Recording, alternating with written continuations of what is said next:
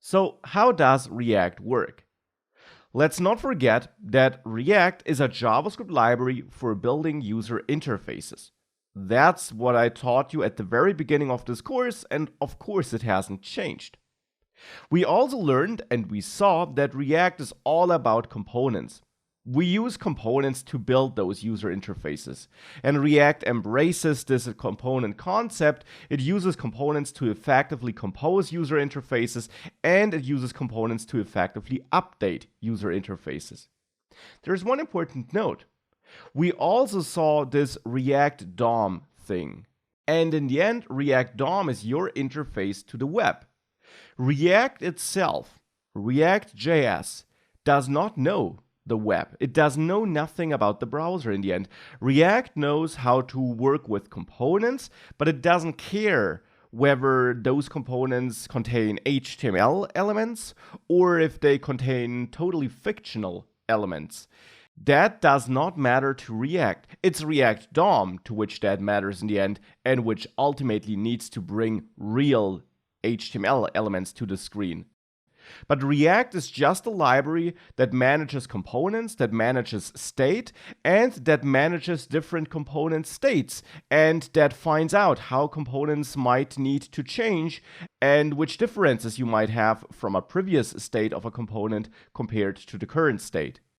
And React hands all that information regarding what changed and what should be visible on the screen, no matter what screen that is, off to the interface it's working with. For example, it hands it off to React DOM, because React DOM is then responsible for working with the real DOM, which is part of the browser, and therefore React DOM is responsible for bringing something onto the screen which the user is then able to see. React only cares about components.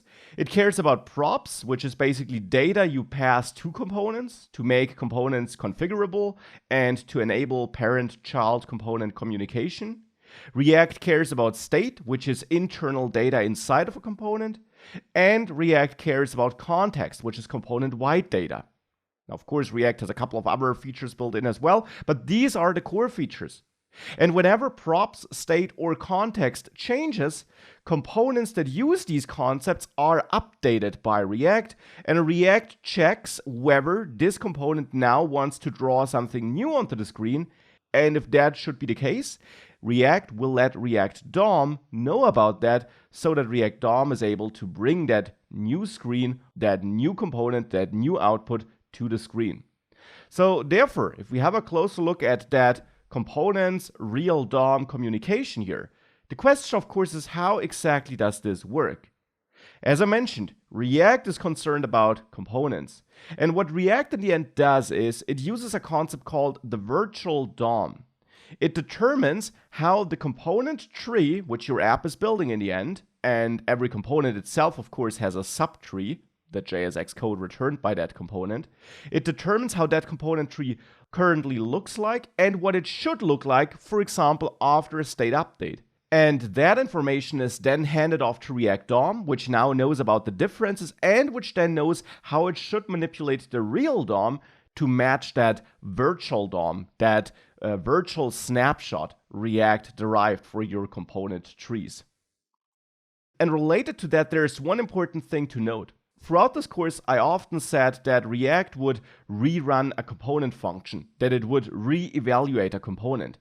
And indeed, as I mentioned before, whenever state, props, or context of a component changes, that component function is re-executed. That component is re-evaluated by React. But it is worth noting that re-evaluating a component is not the same as re-rendering the DOM. So just because a component function is re-executed by React does not mean that the respective part of the actual real DOM is re-rendered or re-evaluated. Instead, we have to differentiate between our component part, our React part, and the real DOM.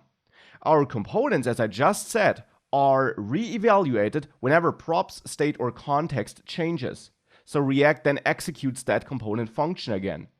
Now, the real DOM, on the other hand, is only updated in the places where it needs to be changed based on that difference React derived between the previous state of a component and its tree and the current state after the state prop or context change.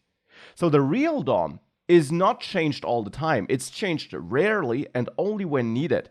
And that's important for performance, because making a virtual comparison between the previous state and the current state, that's fairly cheap and easy to do. That happens only in memory.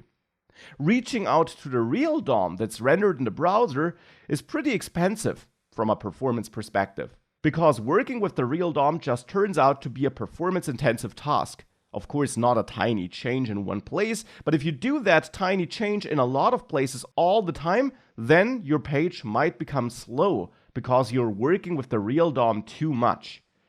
And that's why React has this structure of doing virtual comparisons with that virtual DOM and then only passing the changes between your last snapshot and the current snapshot to the real DOM. That's how React works here.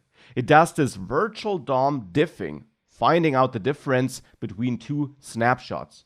And to see a real example, it could look like this.